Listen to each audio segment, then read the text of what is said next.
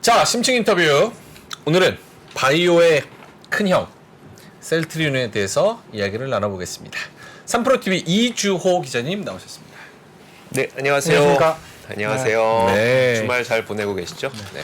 이따 글로벌도 주말, 하셔야죠. 네, 글로벌 해야죠. 오늘 또 글로벌에서 되게 특별한 시간을 마련했습니다. 예고해 주세요. 예고 한번 해드릴게요. 그 저희 3프로TV가 글로벌 통신원들을 모집을 했었어요. 네. 자, 그 가운데 그 미국 연준에 굉장히 정통한 분이 계십니다. 티미나우스 나와요? 파월? 오. 그러니까 이게 어느 정도 정통하냐면 신분 노출을 하면 안 될 정도로 정통해서 파월이구나. 그래서 제가 서면 인터뷰를 했어요. 서면 인터뷰를 했기 때문에 그 내용을 제가 이따 그 글로벌 라이브 시간에 좀 정리를 해드릴 겁니다. 안 그래도 금리 11월 올린대요? 1일에 동결한데요? 11월 1일에 그거는 이제 글로벌 라이브에서 11월 1일 FOMC가 또 있잖아요. 네. 그래서 그 내용들을 좀 자세하게 좀 의미 있는 내용들 꽤 많았어요. 아, 그래요? 네네. 오케이. 그거 관심 많으실 텐데 이따가 글로벌 한번 들어보시면 좋을 네. 것 같고요. 여기 심층 인터뷰에서는 셀트리온에게 무슨 일이로 대본을 가져오셨습니다. 네. 예전부터 있었던 일을 그냥 정리를 해 주시는 건가요? 과거에서부터 셀트리온이 왜 문제가 되고 앞으로 어떻게 될 거냐? 그쵸. 네. 아, 그래서 이거 사실 셀트리온은 저 같은 기자들에게도 참 그 말하기가 쉽지 않은 기업이긴 해요. 그 이유는 뭐냐면 셀트리온에 관심 있는 분들은 너무 잘 아십니다. 네. 그러니까 뭐 기자보다 더 전문가분들보다 더 잘 아실 수도 있어요. 그 강성주주들. 그리고 반대로 관심 없으신 분들은 아예 관심 없습니다. 그러니까 관심 없는 분들은 안 듣고 관심 있는 분들은 저 아무것도 모르는 놈 이렇게 듣고 해서 참 셀트리온 말하기 어렵긴 한데 저는 최근에 이제 뉴스가 이제 셀트리온 3사 그러니까 2사 합병 소식이 일단 있었고 네. 뭐 3사 합병 계획까지도 좀 발표가 됐기 때문에 네. 그럼 도대체 이 뜨거운 뉴스가 무엇인지 뉴스를 이해하는 데 도움이 될 정도의 스토리라인 정도를 오늘 좀 말씀을 드리려고 합니다. 너무 재밌겠어요. 이게 사실 굉장히 오래된 일이잖아요. 맞아요. 엄청 10여 년 넘게 거의 한 2010년대 초반부터 있었던 일이니까 그때로 네. 거슬러 올라가서 거기서 왜 문제가 있었고 네. 뭐가 문제고 제가 대충 보니까 그 네. 스토리라인을 좀 가져오셨더라고요. 맞아요. 요걸 차근차근 들어보면 얘들이 왜 합병을 해야 되고 합병한 다음에 어떻게 될 것인가 네, 그렇죠. 이런 것들까지 다 네. 이야기를 해주신다는 거죠. 일단 그래서 개요부터 먼저 말씀드리면 참 힘든 시기가 있었고 바이오시밀러가 태동하지 않았던 시기가 있었고 네. 그 바이오시밀러가 성장할 수 있게 셀트리온과 관련된 기업들이 이제 만들어놨고 네. 근데 그 중간에 그 논란과 이슈가 좀 있었고 그것 때문에 합병을 못했고 그러다가 합병을 결국 이제 성사하게 됐고 요런 스토리라인을 가져가게 될 겁니다. 네. 어떤 일들이 있었는지 뭐 하나씩 보면 들으면 2020년 3월부터 어떻게 보면 본격적인 얘기는 시작이 되긴 합니다. 서정진 회장이 그 당시 주주총회에서 2020년 3, 4분기 정도에 내부 논의를 통해서 합병안을 제시하겠다라고 얘기를 했고요. 그리고 그러면 이제 합병하면 뭐가 좋아지는데 당시에 이제 서정진 회장이 했던 얘기를 그대로 인용하면 합병을 하면 합성화학의약품 바이오 의약품, 생산 이 모든 기능을 갖진 하나의 회사가 된다. 그러니까 우리가 쉽게 보는 그냥 글로벌 빅파마 된다. 그 꿈을 갖고 사실 합병을 계속 생각을 해 오셨던 거죠. 네. 자, 그런데 이제 구조를 한번 보시면 그 지배 구조 한번 볼게요. 네, 보시면 구조. 지금 현재는 이렇게 되어 있습니다. 저게 골 때리는 거죠. 네, 서정진 회장은 셀트리온 홀딩스를 97%, 98% 정도로 그냥 아예 지배를 하고 있고 네. 셀트리온 홀딩스가 셀트리온을 지배하고 있기 때문에 서정진 회장은 간접적으로 셀트리온 지배하고 있고 근데 셀트리온 헬스케어의 경우에는 서정진 회장은 한 11% 정도 지분을 직접 들고 있고요. 또 셀트리온 홀딩스도 셀트리온 헬스케어를 들고 있는데 보시면 헬스케어와 셀트리온은 아무 지분 관계가 존재하지 않습니다. 네. 전혀 지분 관계가 존재하지 않는 그냥 별개의 회사예요. 그 밑에 뭐 셀트리온 제약이 있는데 이거는 뭐 50% 넘게 셀트리온이 들고 있고 이거를 이번에 이제 하겠다고 한 게 서정진 회장이 지금 안 나오죠. 그래서 커서가 안 나오죠. 커서. 네. 지금 커서 안 나오죠. 네. 아, 너무 이거 커서 어떻게- 안 나오나 봐요. 너무 커서 안 나오나? 지배 구조 중요한 얘기하고 있는데. 저게 그냥 쉽게 얘기하면 네. 셀트리온이랑 셀트리온 헬스케어랑 관계없는 회사다. 관계없는 회사. 이게 문제가 되는 거잖아요. 네, 그렇죠. 이게 셀트리온이랑 이게 왜 셀트리온 문제가 될까? 헬스케어랑 관계없는 회사. 이게 왜 문제 될까? 두 개 합병 되려면은 그 같이 맞춰서 아니, 합병 전에. 아니 합병 근데 이게 왜 이게 문제가 돼서 합병을 하는 거거든 사실. 왜 문제가 될까? 서로 팔았다 샀다 매출 구조가 겹치. 똑똑하다. 이야, 똑똑하네요. 맞아요? 자, 바로 넘어가겠습니다. 맞습니까? 똑똑하다. 자, 보시면 그 셀트리온 3사가 어떤 일을 서로 하고 있는지를 보시면요. 셀트리온은 그냥 개발을 하고 그리고 원료 의약품을 생산합니다. 그러면 그 원료 의약품 생산한 거를 셀트리온 헬스케어가 사가요. 그러면은 그 사간 걸 갖고 뭐 이제 제품을 만들어서 글로벌 마케팅 판매를 합니다. 그러니까 독점적으로 판매를 합니다. 그러면 이게 어떤 구조가 되냐면 이것부터 먼저 잠깐 보면 셀트리온이 만든 거에다가 셀트리온도 마진을 붙여야 되겠죠. 이 정도의 마진을 붙여서 셀트리온 헬스케어에게 넘겨요. 네. 그러면 셀트리온 헬스케어는 본인들의 마진을 붙여야 되겠죠. 이게 본인의 마진을 붙여서 해외에 판매를 합니다. 이게 이제 사업 구조인데 옛날에 어떤 일이 있었냐면 이거 그 바이오시밀러 이거 이미 요거부터 말씀드릴게요. 이거는 분식회계 아닌 게 확정이 났어요. 네. 아닌 걸로 결론이 났어요. 네. 그러니까 그냥 과거에 있었던 일을 편하게 말씀드리는 거예요. 네. 자 보면은 셀트리온 헬스케어는 셀트리온으로부터 마진과 원료 의약품을 이제 합친 거를 가져오는 게 그게 매출 원가인데, 근데 만약에 셀트리온 헬스케어가 매출이 한 300억 정도 됐을 때도 네. 재고 물량을 거의 한 20배 가까이 갖고 있었어요. 몇 주를 가지고. 네. 왜 이래? 왜 그러지? 셀트리온 헬스케어가 굳이 팔지도 못하는 재고 물량 갖고 셀트리온의 매출 늘려준 거야? 라는 논란이 있었던 거죠. 그것도 아닌 걸로 판명이 났는데 어쨌든 이런 구조를 갖고 있었다는 걸 말씀드리는 거고요.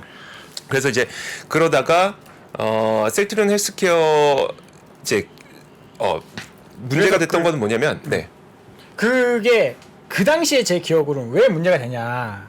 내가 이걸 만들잖아. 너한테 팔어. 네. 100만 원이야. 100만 원. 이거를- 원가 10만 원. 아니 판매가 그냥 100만 원? 100만 원. 내가 100만 원. 100만 원 팔어. 팔았어요. 자, 요거를 네가 이주호 기자한테 200만 원을 팔아. 200만 원. 넘겼어요. 그러면 이거는 얼마의 가치를 낸 걸까? 200만. 그치. 근데 여기서 100만 원, 여기서 200만 200만 원, 원. 300만 원이 되는 마법이 일어난 거지. 한 바퀴 더 돌리지 왜?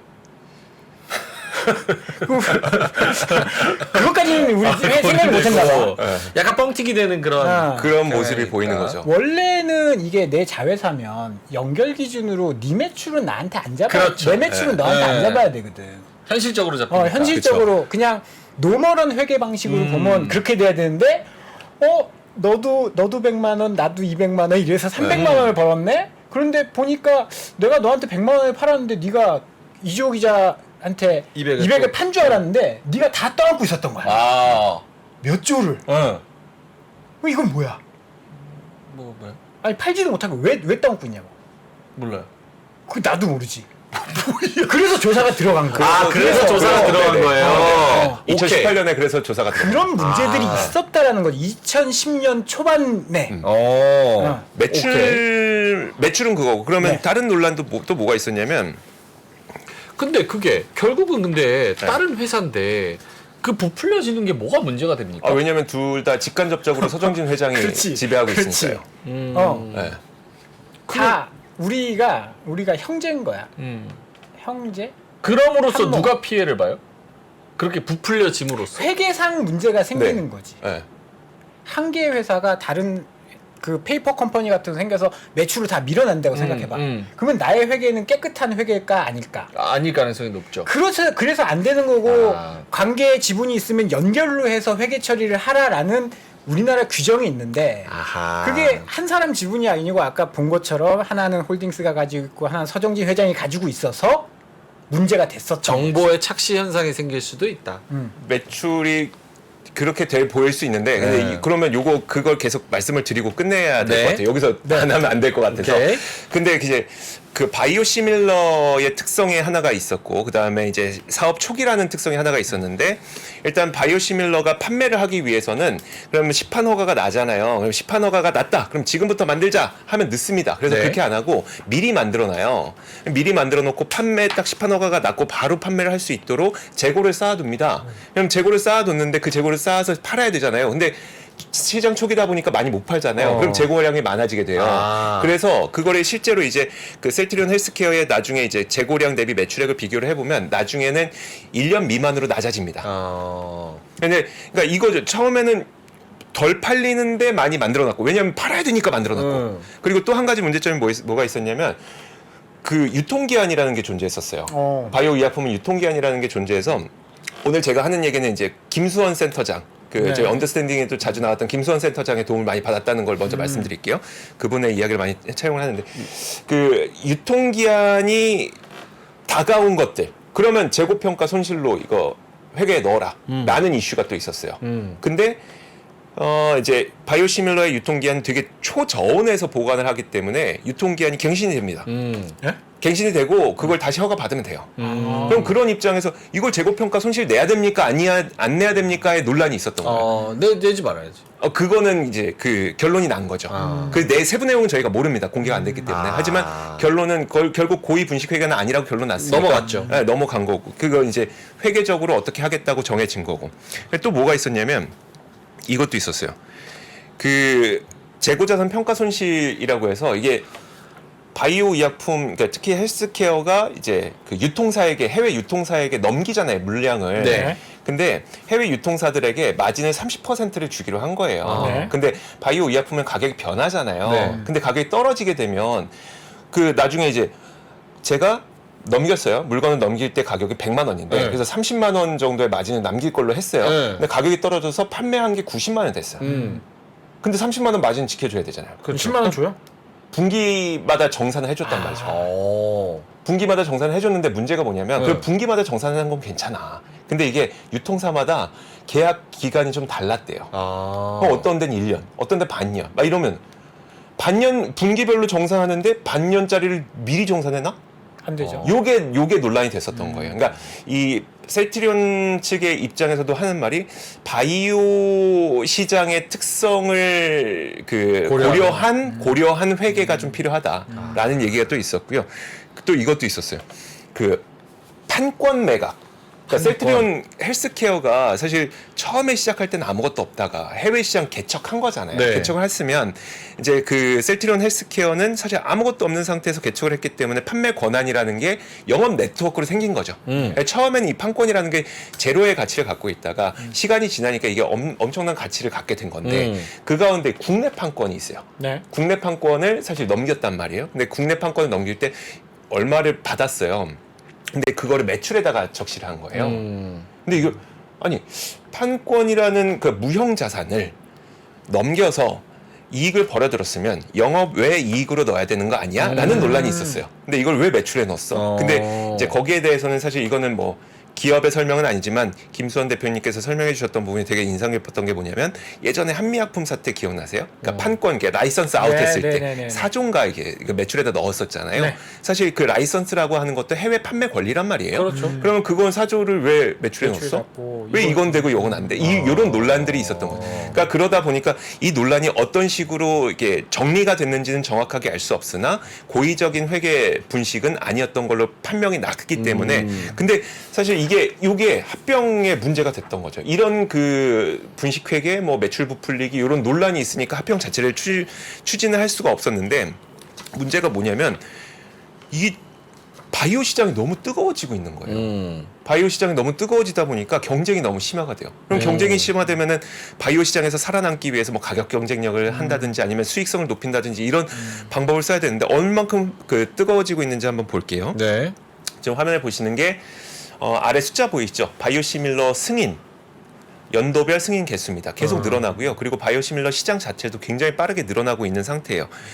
그리고 또 사례를 좀 말씀드리자면 예를 들어 이번에 이제 올해가 그 바이오시밀러의 또 어떤 분기점으로 또 보기도 하는데 전 세계에서 단일 품목으로 가장 많이 매출 올린 품목 기억하시죠? 휴미라.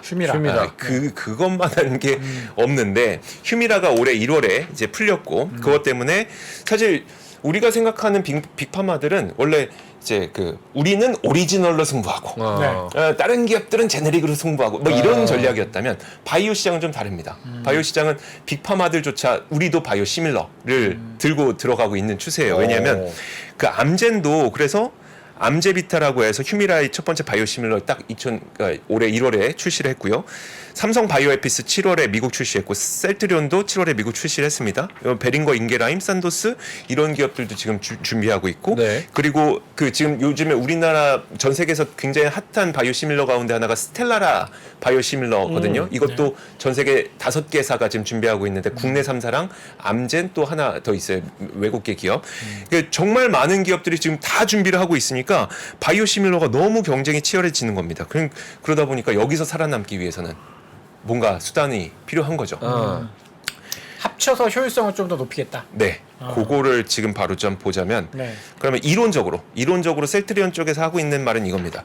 자 보세요. 지금 셀트리온에서 본인의 원재료에다가 매출 원가에다가 마진을 붙여서 헬스케어에게 넘겼고 네. 헬스케어가 매출 원가에다가 이제 마진 붙여서 판매를 하는 건데 만약에 이걸 합쳐보면 어떻게 될까? 이 두 가지를 합치면 사실 셀트리온과 셀트리온가 합병을 하게 되면 들어가는 매출 원가는 사실 셀트리온의 원재료, 그러니까 원료 의약품 이거 하나밖에 안 남죠. 그러면 남은 게 다 마진이네. 오른편에 보이는. 그럼 여기서 우리가 얼마나 많은 가격 경쟁력과 수익성의 그 유연성을 가져갈 수 있겠느냐. 요 목적을 갖고 이제 하게 되는 겁니다. 그리고 또 한 가지가 바이오시밀러가 되게 요즘에 각광을 받고 있는 이유 가운데 하나가 뭐냐면 국가적으로 지원해주는 국가가 되게 많아졌어요. 국가적으로. 그러니까 우리가 IRA 법안이라고 해서 이제 미국의 인플레이션 감축 법안 있잖아요. 그러니까 네. 우리나라에는 워낙 밀접하게 연관된 게 전기차와 배터리다 보니까 그것만 관심 있죠. 네, IRA 하면 이제 배터리 보조금, 뭐 전기차 보조금 이것만 생각하실 텐데 사실 IRA는 이름부터가 인플레이션 감축인데 미국에서 인플레이션을 일으키는 가장 큰 요인 가운데 하나가 또 의료비예요. 약가. 그래서 미국의 1인당 GDP당 의료비 비율을 보면 17%가 넘습니다. OECD 평균이 8% 정도가 되는데 의료비가 너무 높아요. 그래서 미국도 그 의료비를 낮추기 위한 게 IRA 법안에 들어가 있어요. 거기서 어떤 것들이 들어가 있냐? 예를 들어 바이오 의약품, 그러니까 시밀러 말고 바이오 의약품을 만약에 메디케어라든지 메디케이드 같은 공공 의료에 등재하고 싶으면 약가 협상해라. 이런 내용 들어가 있고요. 비싸게 받지 말라는 거예요. 그리고 바이오 시밀러를 의사들이 만약에 처방을 하면 인센티브 주겠다. 이런 내용들이 들어가 있어요. 그러니까 바이오 시밀러를 글로벌 빅파마들도 당연히 너무나도 들어가고 싶은 거죠. 또 한 가지가 이제 바이오시밀러의 경우에는 좀 어떤 게 있냐면 그러니까 개발 원가는 싸고 성공 확률 높고 개발 기간 짧고 이런 것 알짜. 네, 이런 그 장점들이 있다 보니까 이렇게 보면은 국가도 지원하죠, 소비자도 원하죠, 제조사들도 좋죠. 그러다 보니까 바이오시밀러 그 시장이 굉장히 좀 빨리 커지고 있는 상태입니다. 근데 이거 중요한 거 안 해주셨는데 뭐요? 아까 그 사진 한번 다시 띄워주시면 네, 어느 사진 이거요? 네. 네. 문제가 뭐냐면 네. 네 매출이랑 내 매출이랑 지금 따로 나고 있었는데 이거 합치자는 거잖아. 쪼그라드는 거 같잖아요. 지금 시총은 뭐야. 너 1,000억 나 1,000억이야. 네. 합병하면 2,000억짜리 회사인데 2천억 플러스가 돼야 되는 건데 막 1,500억 매출은 너랑 나랑 합쳐버리니까 쪼그라들어 셀트리온 버리지. 헬스케어 매출이 나올 텐데. 네네, 그렇죠. 그러면 그게 정말 나올 거냐? 네, 네. 안 좋은 거고 저거에 이렇게 해서 마진율이 효율화 된다라고는 하지만 회사 공장은 따로잖아요. 네네. 안 가봤지만 뭐 회사 합친다고 내가 만들어서 네가 파는데 갑자기 효율성이 확 높아질 수 있을까? 이거는 제가 좀 현실적인 사실 그래서 그거는 좀 기다려봐야 됩니다. 그러니까 지금 애널리스트 분들도 계산을 못 하고 있어요. 계산 못하죠. 거기에 또 다른 문제가 뭐냐면 매출도 지금 계산이 안 되는데 네. 대략 일단 그 셀트리온의 말로는 셀트리온 헬스케어 정도의 매출은 나올 거다. 이론적으로는 맞죠. 그러면 셀트리온의 매출이 사라지는 거잖아. 이론적으로는 맞죠. 근데, 회사는 하나인데. 그렇긴 하죠. 그리고 또 한 가지 문제점이 뭐냐면 이들이 갖고 있는 판권에 대한 문제점이 생겨요. 판권이요. 네, 이게 더 큰 핵심 이슈 가운데 하나입니다. 판권은 셀트리온이 헬스케어가 헬스케어한테 준 거 아니에요? 그쵸? 셀트리온 헬스케어한테 글로벌 판권을 줬어요. 네. 근데 사실 그때는 판권의 가치가 존재하지 않았어요. 아. 왜냐면 헬스케어는 처음 시작했으니까. 근데 이걸 만들어냈잖아요. 그렇죠. 만들어내는데 만들어내서 지금은 어마어마한 가치를 갖고 있는지 얼마인지는 몰라요. 얼마인지는 몰라요. 그쵸? 얼마인지는 몰라요. 이거 기업 가치 평가해야 됩니다. 나중에 이제 셀트리온에 흡수 합병 될 때 그럼 이 무형 자산이 가치를 얘를 사가야 돼요. 아. 넘겨야죠. 야, 근데 이 복잡하다. 넘기면 그거 어떻게 하냐? 아니 넘기긴 넘겼는데 그럼 이 상각을 해야 됩니다. 감가상각. 네. 몇 년간 얼마로 상각할지도 몰라요. 그러니까 예를 들어서 막 1,000억이다. 1,000억의 가치 평가가 받았어요. 1,000억인데 이걸 뭐 10년 동안 뭐 상각한다 그러면 1년에 100억씩. 근데 그렇게 되면 100억의 영업이익 차감되는 효과가 존재하는 거죠. 그러면 이제 이들이 합병했을 때 영업이익이 얼마가 될지는 아직 계산이 안 되는 겁니다. 가치 평가도 안 됐고 몇 년간 상각할지도 모르고 이게 더 핵심 이슈예요. 이건 생각 안 수익성에 해봤네. 대해서. 왜냐면 보통 다 쪼개거든. 네. 쪼개면 이 판권을 누가 가져갈 것이냐 이거 가지고 지분 싸움 하는 왜냐면 판권 가져가는 게 가치 높여가지고 지분 뻥튀기 하고 하는데 그렇죠. 네. 이건 합치면 근데 사실 주주 입장에서는 이 판권의 가치가 어디로 사라지는 거 아니니까 그렇죠. 네. 회계상으로만 어떻게 처리하느냐 그 네. 문제니까 사실 주주 입장에서는 크게 뭐 문제가 될 건 없을 것 같은데 네. 회계 처리 입장이나 뭐 거기에서는 좀 문제가 좀 될 그렇죠. 수도 있겠네요. 네. 그러면 지금 요 이슈는 다 말씀을 해주셨는데 어떻게 진행이 되고 있고 그리고 만약에 뭐 이렇게 되면 서정진 회장은 어떤 이득을 가져가고 사실 그러니까 그 진행되고 있는 과정은 사실 우리가 주주들의 의견을 보면 알 수 있습니다. 근데 이번에 임시주총에서 참석자의 95%와 97%가 찬성을 했어요. 그러면 해도 된다고 보는 겁니다. 주주들도 해도 된다고 보는 거예요. 사실 우리가 지금 이게 회계적인 문제고 그리고 매출이 얼마가 나올지가 계산이 안 되는 거지.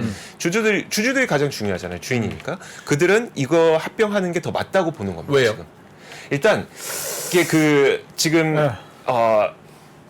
가장 중요한 분기점에 놓여 있다고 보는 건 내년의 매출로 사실 내년의 시장으로 보고 있어요. 내년 우리가 기다리고 있는 게 가장 뭐냐면 그 휴미라의 바이오시밀러 유플라이마 미국 출시인데 사실 이게 며칠 전에 10월 23일에 FDA 신약 판매 허가를 받았었거든요. 근데 지금까지는 이게 좀 지연되고 했었기 때문에 기업 가치가 굉장히 낮아져 있었던 상태예요.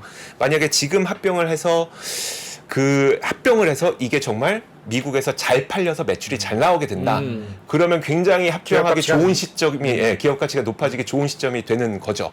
그리고 이거는 이제 지금 말씀드리는 거는 이제 애널리스트의 분석인데 엄민용 연구원의 분석인데 서정진 회장 입장에서는 그럼 지금이 왜 좋냐라고 따져봤을 때 서정진 회장도 사실 이 셀트리온 헬스케어라는 것을 그 기존 회사 먼저 인수했던 회사, 그 회사를 셀트리온 헬스케어로 바꿔서 키운 건데 그럼 이 키웠을 때 셀트리온 헬스케어를 합병하면 결국 거기에 대한 소득이 생길 거고 그 소득에 대한 세금을 내야 되는데 그 세금을 내려면 사실 지금 내도 되고 주가 떨어졌을 때? 그렇게 보긴 좀 어렵고 그래요? 지금 내도 되고 아니면 나중에 성장했을 때도 내도 되지만 지금 내는 게 나을까? 아니면 내가 영업맨이잖아요. 영업맨이 봤을 때 나중에 성장했을 때 내는 게 나을까를 따져보면 그러니까 이거는 우리가 알 수 없습니다. 하지만 서정진 회장 입장에서 지금부터 성장하기 시작한다면 지금 합병하고 세금 내고 털고 가는 게 낫다. 성장시키자라는 판단을 했을 가능성이 있지 않겠느냐는 게 또 저는 되게 나름 합리적인 그럴 수도 있겠네요. 분석으로 좀 들렸습니다. 지금 국민연금이 반대하고 있어요 이거 합병. 기권. 반대야 그게. 기권 그래요? 주식 매수 청구권 행사하겠다라는 거야. 기권이라고 주식 매수 청구권 행사 안 하는 거 아니잖아. 그게 반대지. 국민연금 입장은 뭐예요? 그거는 그거- 제가 취재를 했는데 알 수가 없습니다. 예. 추측은?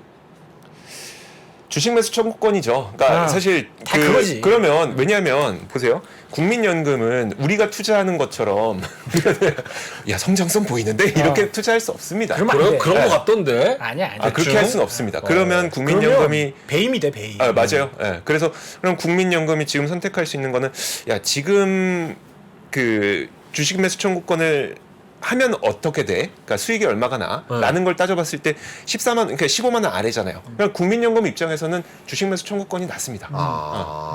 왜냐면 올라가면 주식 물론 그러진 않겠지만 네. 올라가면 주식 팔아버리면 되고 그 가격 밑에 있으면 주식 매수 청구권에서 높은 가격에 사주면 되는 거야. 그렇죠. 물론 네. 이제 국민연금 입장에서는 그렇게 못하겠지만 그 이대주주가 시장에서 때릴 수도 없고 그렇죠. 그렇지만 그렇게 하는 게 국민연금 입장에서는 합리적인 거지. 우리의 연금을 지키기 위해서. 그래서 이제 그러면은 국민연금은 이게 합병의 반대 찬성에 이런 개념으로 좀 보기가 어려운 상태입니다. 국민연금의 기권 상황 실질적인 네. 이익 그쵸. 베이스로. 국민의 돈을 지금 운영하는 건데요.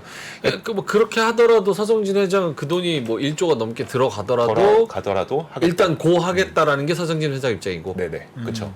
또 한 가지 이슈가 저는 근데 사실 이번 건을 보면서 우리나라의 거버넌스 문화도 참 많이 바뀌었고 그리고 참 바람직한 모습이라고 생각이 들었던 게 뭐였었냐면 사실 이거 되게 일부의 의견이긴 했는데 자사주로 뭐 할 거예요? 라는 말을 하는 일도 있었어요. 그러니까 예를 들어, 그러니까 셀트리온도 자사주가 있고, 셀트리온 헬스케어도 자사주가 있잖아요. 네. 근데 그러면 셀트리온은 셀트리온 헬스케어를 이제 흡수 합병하게 되면서 자사주만큼의 신주를 배정받게 되는 거죠. 아. 그러면 셀트리온 자사주도 많아지게 되잖아요. 네. 그러면 결국 이거는 그럼 서정진 회장, 그러니까 저 왜 그렇게 생각하는지 모르겠는데 옛날에 우리가 상처가 예전에 많아서 그런 게 엄청 많았어요. 상처가 많아서 그러면 그 셀트리온의 자사주도 늘어나면서 서정진 회장의 지배력이 높아지는 거야라는 일각의 진짜 일부 의견이 있었는데 이번에 무슨 얘기를 했냐면 되게 신기했던 게 자사주 230만 9,813주의 자사주를 소각하기로 했습니다. 네. 이게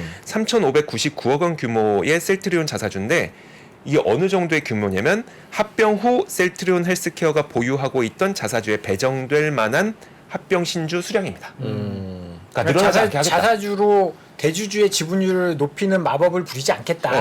솔직히 근데 높아져봐야 이거는 그렇게 크게 안 높아집니다. 왜냐하면 우리가 자사주 마법이라는 거는 인적 분할했을 때 갑자기 지배력이 확 높아지는 막 그때는 막 2배 가까이 높아지고 이래요. 근데 이거는 분할이 아니라 합병이잖아요. 그래서 조금 높아질 수 있는데 그것조차 우리는 방지하겠다. 이거는 제가 보기에는 그 셀트리온에서 이번에 했던 얘기가 투명성, 네. 거버넌스 이런 것들을 굉장히 또 강조했잖아요. 그런 부분의 일환으로 좀 보입니다. 저는. 그럼 이거 앞으로는 어떻게 되는 거예요? 가는 거예요? 그래서 지금까지 다시 한번 보여드리면 지금까지 진행된 상황은 이거죠. 자, 화면 다시 한번 보여주세요. 셀트리온이 그래서 헬스케어를 흡수 합병하고 아직은 셀트리온 제약까지는 이제 합병하지 않게 되는데 네. 나중에 이제 그 서정진 회장이 이번에 얘기했던 게 그거였습니다. 앞으로는 이제 제약까지 합병할 가능성이 있다라는 얘기를 제약까지 합병하는 데는 이슈 없어요? 그것도 한 가지가 있긴 있어요. 아. 뭐냐면 이제 그 셀트리온 홀딩스 상장에 대한 언급을 하셨어요. 서정진 회장이. 그렇게 되면 셀트리온 3사가 상장되어 있고 그 셀트리온 홀딩스는 모 회사인데 모 회사를 상장하겠다는 거는 모자 회사 동시 상장 아니냐라는 이슈도 좀 있긴 있습니다. 이게 뭐 글쎄 모르겠어요. 지금까지 우리가 경험했던 LG 화학의 LG 엔솔 그다음에 한국조선해양의 그 현대중공업 그 인적 분할과는 약간 모양이 다른 것 같긴 해요. 왜냐하면 그동안엔 모 회사가 핵심 알짜 회사를 상장시킴으로써 이제 논란이 좀 있었던 거라면 지금 보면은 만약에 셀트리온 홀딩스라는 모 회사를 상장한다고 하면 자회사가 있는데 모 회사를 상장한다. 이건 좀 다른 측면이긴 하거든요. 완전 다른 거긴 하거든요. 새로운 거기도 하고. 그래서 이게 어떻게 될지는 모르겠으나 하지만 우리나라의 그 고질적인 문제점 가운데 하나가 모 회사의 밸류에이션이 떨어지는 거. 이건 디스카운트. 네, 디스카운트. 이거는 해소가 되질 않잖아요, 아직도.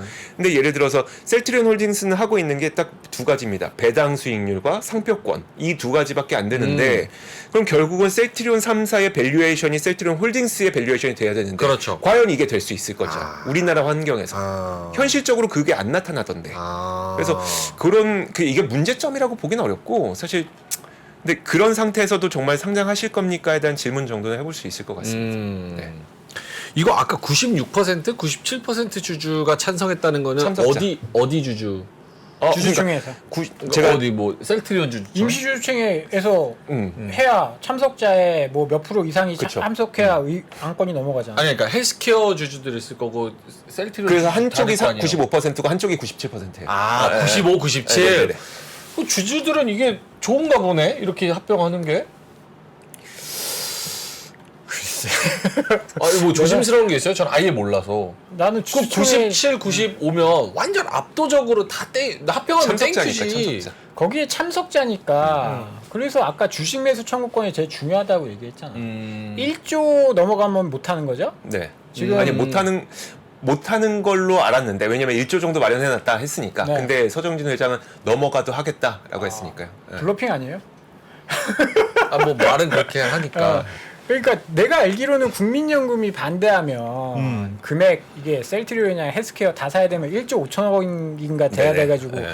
못하는 걸로 알고 있는데 그래서 관건은 거기에 대한 거기에 대한 계획에 그래서 이제 내년부터 판매하게 될 아까 그 유플라이마 그거가 잘 팔려야 되는 거죠. 뭐 그것도 그렇지만 지금 주식 매수 청구권 위로 올라가야 국민연금이 반대를 그 주식 매수 선택권을 네.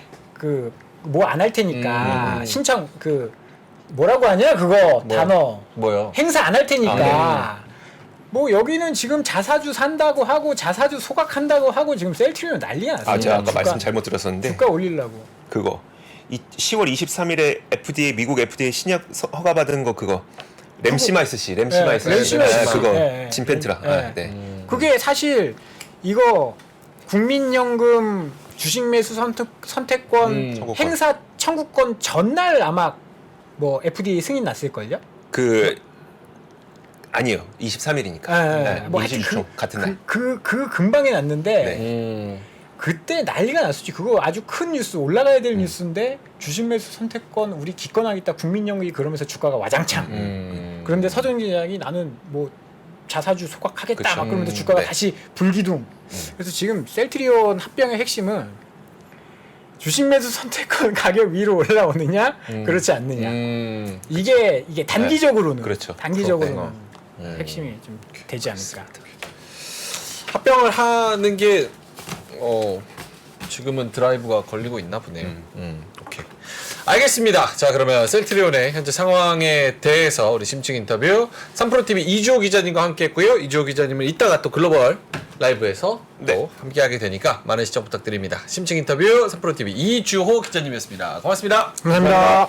외환위기 오는 거 아니에요? 금융위기 오는 거 아니에요? 이런 질문들을 좀 굉장히 많이 받았었습니다. 탐욕이 되게 강했을 때 위험자산으로서의 극단적인 쏠림이 나타나고 공포감이 극에 달했을 때 안전자산으로서의 극단적인 쏠림이 나타나거든요. 과거의 일이 미래에 똑같이 일어난다 이건 아니지만 그때 당시에 위기 상황에서는 어떤 공통점들이 있었는지를 보면서 우리가 대비를 하는 방법도 고민해 볼 수 있고요. 과거를 제대로 이해하는 순간 위기의 실체가 드러납니다. 오건영의 현실 경제 이야기를 서점에서 만나보세요.